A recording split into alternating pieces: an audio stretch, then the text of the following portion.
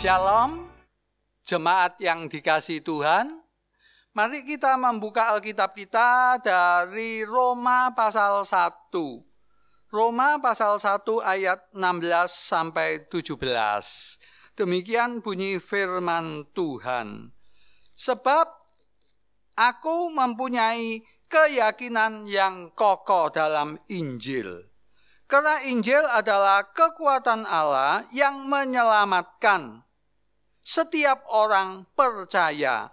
Pertama-tama orang Yahudi, tetapi juga orang Yunani. Sebab di dalamnya nyata kebenaran Allah yang bertolak dari iman dan memimpin kepada iman, seperti ada tertulis, orang benar akan hidup oleh iman. Kita lanjutkan dengan Efesus pasal 4. Efesus pasal 4 ayat 26 sampai 27. Efesus 4 ayat 26-27 demikian bunyi firman Tuhan. Apabila kamu menjadi marah, janganlah kamu berbuat dosa. Janganlah matahari terbenam sebelum padam amarahmu, dan janganlah beri kesempatan kepada iblis. Ibu bapak jemaat yang dikasihi Tuhan, mari kita berdoa kepada Tuhan. Bapa yang ada di surga, merupakan satu kesenangan kalau hari ini kami boleh menyembah Dikau dan mendengarkan sabdamu. Kuduskan pikiran batin diri kami oleh darah Tuhan Yesus. Waktu, ruangan, suasana, diri kami kiranya dikendalikan Roh Kudus. Berbicaralah, kami siap dan senang mendengar sabdamu. Dalam nama Tuhan Yesus. Amin. Ibu bapak yang dikasihi Tuhan, pagi tadi saya menerima suatu WA dari teman yang memberitahu bahwa di negaranya yang adalah mayoritas Kristen, di satu kota, satu gereja besar dijual. Dan gereja itu dijadikan tempat ibadah untuk agama lain. Banyak orang ke gereja, tapi pertanyaannya, bagaimana mutu kehidupan Kristianinya? Seorang pendeta berkata, jangan bertanya hanya berapa jumlah jemaat seseorang. Pertanyaan yang tidak kalah pentingnya, jemaatnya, kualitasnya, karakternya sejauh bagaimana. Survei di satu negara yang mayoritas juga Kristen menunjukkan angka perceraian untuk orang Kristen dan non-Kristen hampir berimbang. Mengapa? Apakah berita Injil hanya sekedar informasi? Atau berita Injil merubah batin orang? Seperti kata Paulus di kitab Roma, Injil adalah kekuatan Allah. Injil lebih dahsyat dari nuklir terhebat yang merubah batin seseorang. Saudara ingat peristiwa Pentakosta 2000 tahun yang lampau. Murid-murid Yesus ketika Yesus disalib yang bersifat pengecut. Karena dipenuhi roh, mereka menjadi pemberani yang rela dipukuli demi Yesus. Murid-muridnya yang sebelum beberapa hari bertengkar dengan pertanyaan siapa yang paling top, siapa yang paling hebat. Setelah dikendalikan Roh Kudus, hidup mereka menjadi rendah hati. Petrus berkata, Allah menentang orang yang congkak. Sebelumnya dia sangat sombong. Yohanes Rasul yang pernah meminta api dari langit untuk membunuh orang-orang di satu wilayah yang anti Tuhan, tiba-tiba menjadi seorang rasul yang penuh kasih. Hendaklah engkau saling mengasihi. Ketika dia tua, sudah tidak bisa berkhotbah, dia ditandu ke mimbar. Dia hanya berkata, hendaklah engkau saling mengasihi. Tradisi gereja mengatakan begitu. Apakah penyebab Pentakosta, saudara? Penyebab Pentakosta adalah Injil. Injil yang adalah kabar baik, sangat-sangat baik, super baik. Jikalau hari ini saudara menerima berita dari satu bank besar bahwa saudara mendapat hadiah 3 triliun, bukan 3M, tapi 3 triliun. Maka saudara meluap dengan kegembiraan. Saudara membeli rumah yang mewah. Saudara bisa traveling ke luar negeri. Saudara beli HP terbaru. Saudara, Injil berita yang jauh lebih bagus. Injil adalah paket. Allah berinkarnasi. Allah dalam Yesus mati di salib menanggung dosa manusia. Yesus yang bangkit. Yesus yang naik ke surga. Duduk di sebelah kanan Allah. Dan Yesus yang mencurahkan Roh Kudus. Dan Yesus yang akan datang kedua kali. Menciptakan langit bumi yang baru. Yang tanpa ada air mata. Ibu bapak, inilah berita super. Berita grade 1. Berita terbaik. Lebih daripada mendapatkan 3 triliun. Yesus berjanji, bukan saja di kehidupan di balik kubur, di kehidupan yang sejati di langit baru dan bumi baru. Tapi Yesus berjanji, akulah gembala yang baik. Gembala yang baik memberikan kehidupan berkelimpahan. Yesus berkata sebelum meninggal, damai sejahtera ku tinggalkan kepadamu. Yesus berkata, berdoalah supaya sukacitamu penuh.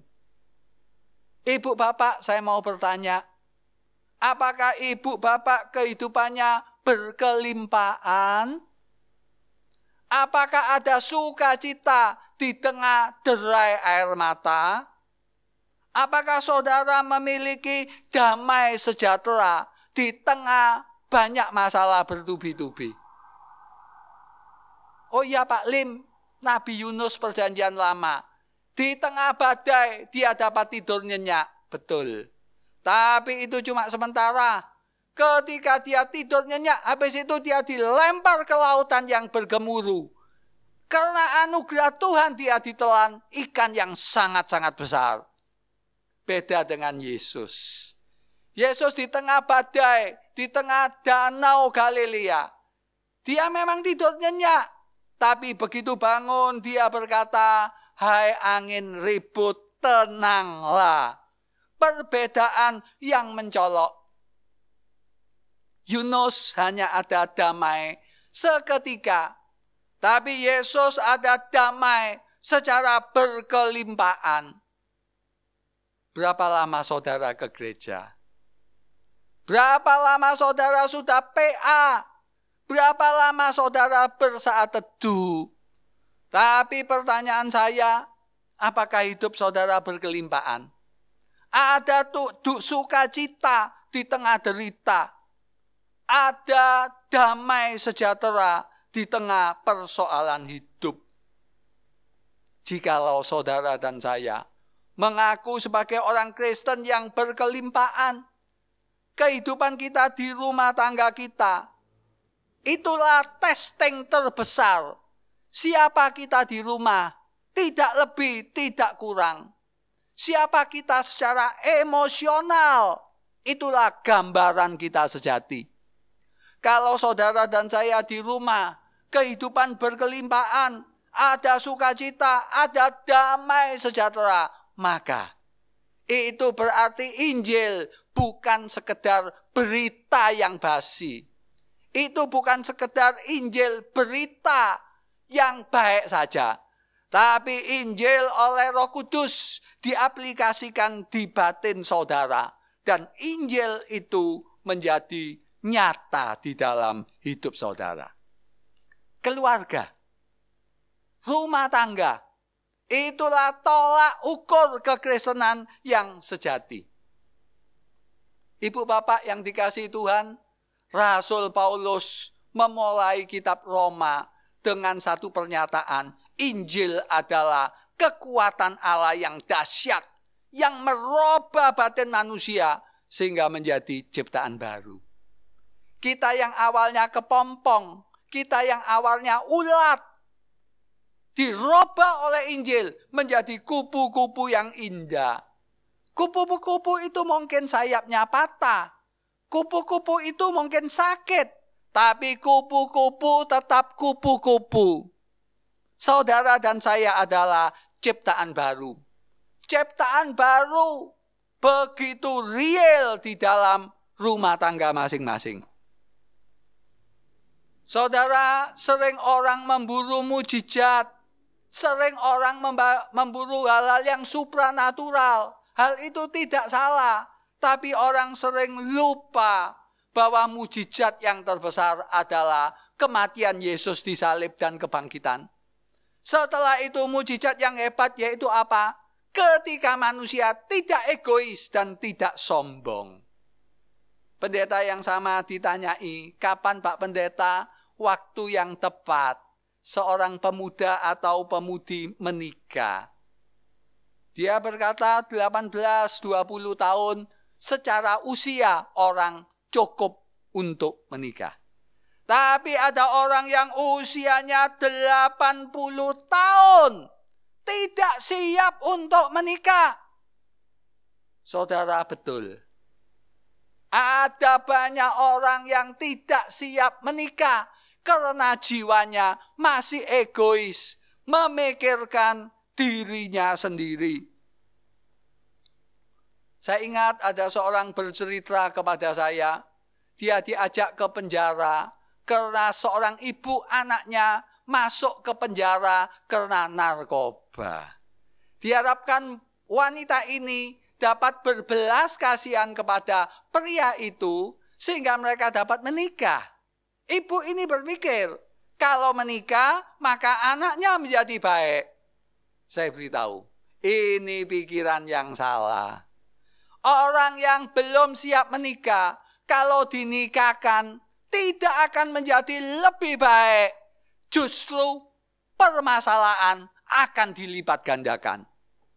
Bahkan sebagai hamba Tuhan saya berkata, setiap orang yang menikah harus sehat dulu secara mental, secara rohani. Bukan salah satunya. Kalau menikah yang baik harus dua-duanya sehat secara mental dan rohani. Ibu bapak, apakah ciri-ciri orang yang egois? Apakah ciri-ciri Injil hanya informasi di batin kita, bukan merubah batin kita? Yaitu apa? Orang itu sombong. Orang itu pelit. Orang itu penuh kecurigaan. Tidak bisa empati, simpati kepada orang lain. Tidak sopan. Tidak tahu berterima kasih. Mudah marah. Mudah mengkritik orang lain. Iri hati. Suka bertengkar. Dingin dan acu tak acu. Ibu bapak egois. Mementingkan diri. Mematikan pernikahan. Mematikan pergaulan. Merusak kehidupan orang itu. Sebab itu inilah berita Injil. Yesus Allah. Bukan Allah yang berkostum manusia. Bukan Allah yang semi Allah dan semi manusia. Tapi Yesus sepenuhnya Allah. 100% Allah. Dan Yesus sepenuhnya manusia. Bukan tubuhnya saja. Tapi jiwa rohnya juga ada manusia total. Dan dia menanggung dosa kita. Di atas tubuhnya di kayu salib. Itulah Injil. Dan ketika dia menanggung dosa di kayu salib. Seluruh murka Allah ditumpahkan kepada dia. Sejak zaman Adam sampai kedatangan dia kedua kali ditumpahkan. Pada hari ketiga, hari Minggu pagi dia bangkit. Seorang hamba Tuhan berkata, kalau seorang bisa memberitahu saya di mana letak tulang belulang Yesus, maka dia tidak mau percaya Yesus. Kekristenan adalah omong kosong. Ibu bapak, inilah berita terbaik. Yesus mati menanggung dosa saudara. Yesus bangkit secara fisik, secara ragawi, tubuh mulia. Sebab itu saudara dan saya memiliki tempat di surga. Dan itu diaplikasikan dengan kedatangan Roh Kudus. Pada Kisah Rasul 2, sekarang diaplikasikan oleh Roh Kudus. Ketika kita minta ampun dosa, mengundang Tuhan Yesus masuk di dalam hati kita. Ibu bapak, pertanyaan saya, apakah Injil merubah batin saudara? Ataukah Injil hanya sekedar berita yang basi? Berita untuk Paulus, berita untuk Petrus. Mengapa hidup kita tidak ada perubahan? 10 tahun lalu ke gereja pemarah, sekarang juga pemarah. 20 tahun lalu ke gereja suka bertengkar, sekarang pun masih suka bertengkar. Ketika ke gereja tidak ada sukacita, tidak ada damai sejahtera. Sekarang pun tidak ada sukacita dan damai sejahtera. Ibu bapak, rahasianya terletak pada Efesus pasal 4 dan 5. Orang yang marah boleh, tapi jangan sampai matahari terbenam. Orang yang mencuri, jangan mencuri lagi. Orang yang dendam, jangan dendam. Orang yang kata-katanya kasar, kotor, jangan omong begitu lagi. Intinya apa? Berhenti berbuat dosa. Inilah rahasia perubahan batin di dalam rumah tangga dan pergaulan. Tapi itu mustahil terjadi kalau saudara dan saya tidak dikendalikan Roh Kudus. Sebab itu Paulus berkata apa? Hendaklah engkau penuh dengan Roh. Apa rahasianya Petrus? Apa rahasianya Yohanes? Dikendalikan oleh Roh, bukan dikendalikan saja, tapi dipenuhi oleh Roh. Inilah rahasia di atas segala rahasia, penuh dengan Roh. Kalau ada satu mobil dari puncak gunung tanpa mesin, tanpa di starter, dia bisa menuruni gunung melalui jalanan yang ada tanpa mesin.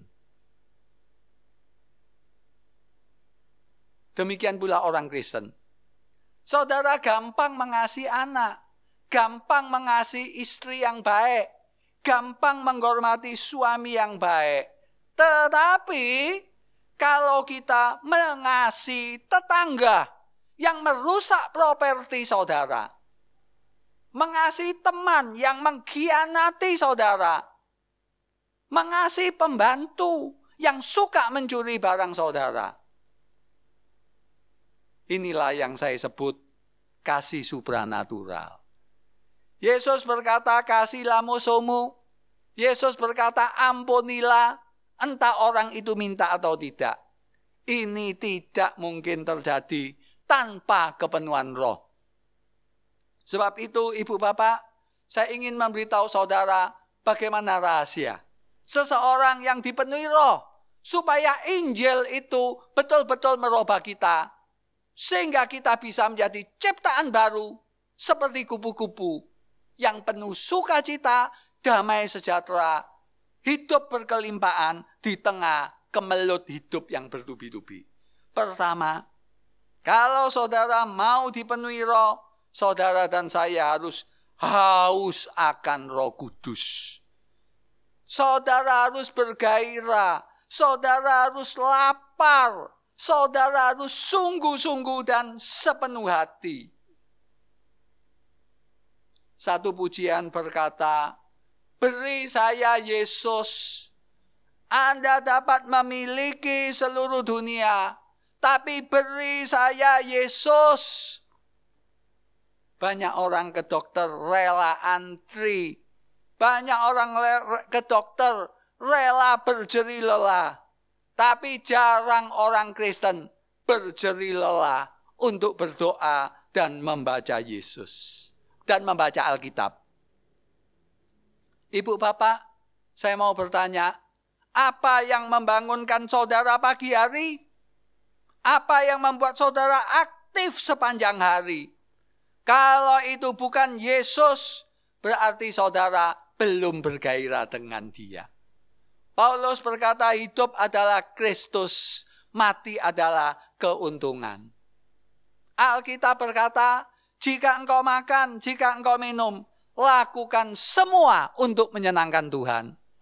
Loh Pak Lim, Tuhan itu kok egois, minta disenangkan. Kapan saya disenangkan? Saudara, kalau jujur, Allah itu tidak butuh kita. Kalau jujur, Allah tidak butuh kita sembah. Karena ada jutaan, mungkin ratusan juta malaikat yang dengan senang hati melayani Dia. Tapi saudara, tidak mungkin ada damai sejahtera. Tidak mungkin ada sukacita. Tidak mungkin hidup berkelimpahan. Jikalau saudara tidak hidup untuk menyenangkan Tuhan. Seekor ikan paus saudara ambil dari Samudra Pasifik. Saudara bawa ke istana raja. Saudara lumuri dengan emas. Saudara beri banyak berlian. Ikan itu tidak puas. Ikan itu goyang-goyang. Lama-lama akan mati. Tapi kalau ikan paus itu saudara ambil. Saudara lempar ke tengah laut Pasifik. Ikan itu akan hidup sebebas-bebasnya. Demikian pula orang Kristen. Saudara dan saya dicipta untuk menyenangkan Tuhan. Ketika hidup kita punya motivasi bersih untuk menyenangkan Tuhan, maka hidup saudara akan berlimpah. Syarat pertama dipenuhi roh adalah haus, rindu untuk dipenuhi roh agar hidup untuk menyenangkan Yesus Tuhan. Yang kedua, hidup taat, hidup kudus, hidup sehari demi sehari mentaati kata Alkitab. 10 hukum dan hukum kasih. Saudara, kalau boleh saya bertanya, saudara dan saya dipenuhi Roh Kudus dulu atau taat dulu? Mana langkah awalnya? Yang betul sebetulnya dipenuhi Roh dulu. Kalau tidak dipenuhi Roh, tidak mungkin hidup kudus. Karena Yesus berkata, di luar aku, kamu tidak bisa berbuat apa-apa. Jadi minta dipenuhi Roh. Tetapi ingin saya katakan pada saudara, Roh Kudus ini diberi nama Roh yang kudus, bukan sekedar gelar. Dia memang kudus 100%. Roh Kudus tidak suka tinggal di lingkungan yang jorok. Roh Kudus adalah rohnya Allah. Dia hanya mau memenuhi bejana yang bersih. Saya di rumah maupun ketika bertamu, ketika disuguhi minuman, saya pasti ingin bejana, gelas yang bersih. Kalau tidak bersih, saya tidak akan mau. Seringkali orang Kristen berkata, tangan saya satu memegang parfum terbaik. Tangan saya yang satu memegang lumpur terkotor. Saya jalan dengan bangganya. Tidak bisa, saudara. Tidak bisa. Setiap dosa adalah penghinaan kepada Allah. Kalau saudara ingin dipenuhi roh, tapi saudara main-main dengan dosa, omong kosong saudara akan dikendalikan roh. Loh Pak Lim, bagaimana dengan Daud? Betul. Daud seorang yang membunuh, seorang yang berselingkuh, seorang yang berdusta, seorang yang mencuri milik orang lain. Tapi jangan pernah lupa, Daud bertobat, Daud berubah, dia meratap, dia menangis akan dosanya. Kalau saudara minta kepenuhan roh, tapi masih main pornografi, masih dusta sana, dusta sini, memang kita tidak sempurna. Tapi saudara main-main dengan dosa. Jangan mengharapkan kepenuhan roh. Jangan mengharapkan perubahan batin. Dan jangan mengharapkan hidup berkelimpahan. Penuh sukacita di tengah penderitaan. Penuh damai sejahtera di tengah-tengah masalah bertubi-tubi. Yang ketiga, kalau saudara mau dikendalikan roh, sehingga berita Injil itu, fakta Injil itu merubah batin saudara. Saudara dan saya harus turun tata. Ego saudara harus diturunkan dan menyerahkan Yesus seluruh kendali. Tuhan, apa maumu terhadap bisnisku, keluargaku, waktu senggangku, hobiku, setiap bagian hidupku, saya serahkan kepada Dikau.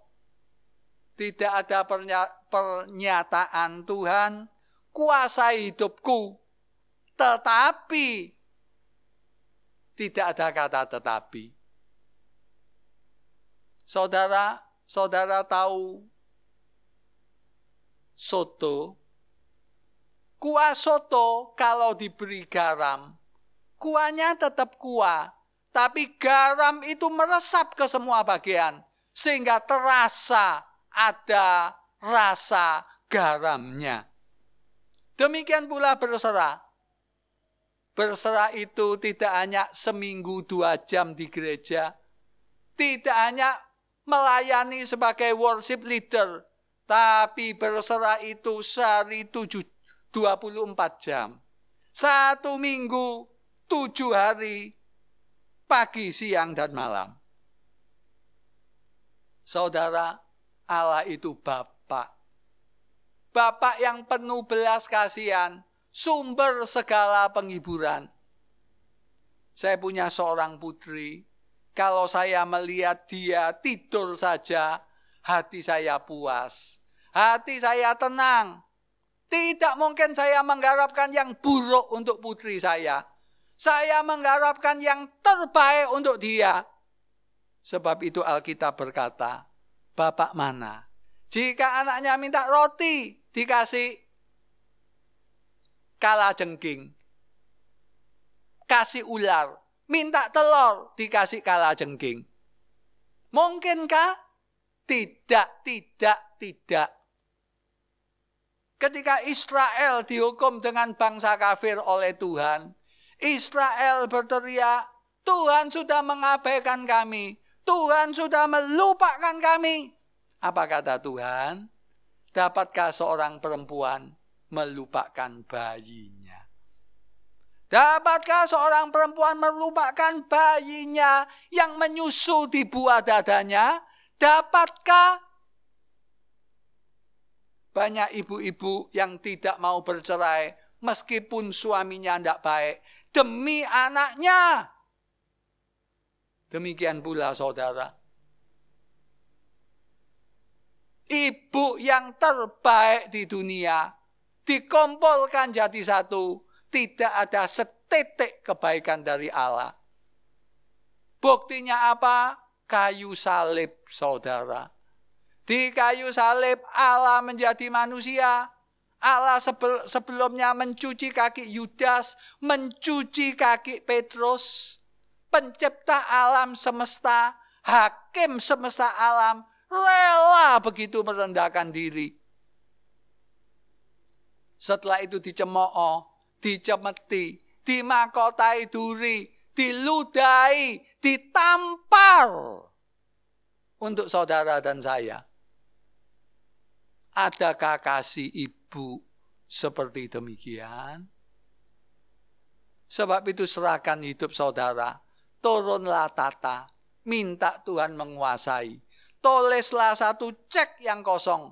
Biarlah Tuhan yang mengisi semua. Terakhir berdoalah. Setiap pagi berdoalah. Supaya Roh Kudus menguasai saudara. Tidak perlu merengek-rengek. Seorang anak tidak perlu merengek-rengek minta dipeluk papa mamanya. Karena papa mamanya sangat ingin memeluknya. Demikian pula orang Kristen. Orang percaya tidak perlu merengek-rengek minta Roh Kudus. Setiap hari, setiap pagi, mintalah kepenuhan Roh. Bagaimanakah cara kepenuhan Roh? Haus, bergairah, sungguh-sungguh, segenap hati ingin dikendalikan Roh supaya menyenangkan Yesus. Yang kedua, jangan pernah main-main dengan dosa. Saudara setiap hari akan berdosa, tapi jangan pernah main-main. Setiap hari berjuanglah mengalahkan dosa dengan kekuatan Roh Kudus. Yang ketiga, pasrah. Turun tata, biarlah Roh Kudus mengendalikan hidup saudara. Dan yang keempat, memohon. Saya yakin kalau saudara itu terapkan, maka Injil yang adalah berita autentik. Yesus mati menanggung dosa saudara, Yesus bangkit, akan menjadi fakta. Saudara dari kepompong, dari ulat berbulu yang melata, menjadi kupu-kupu yang indah. Itulah kata Paulus, saudara adalah ciptaan baru. Dalam 1-2 menit, silakan saudara meresponi firman Tuhan ini.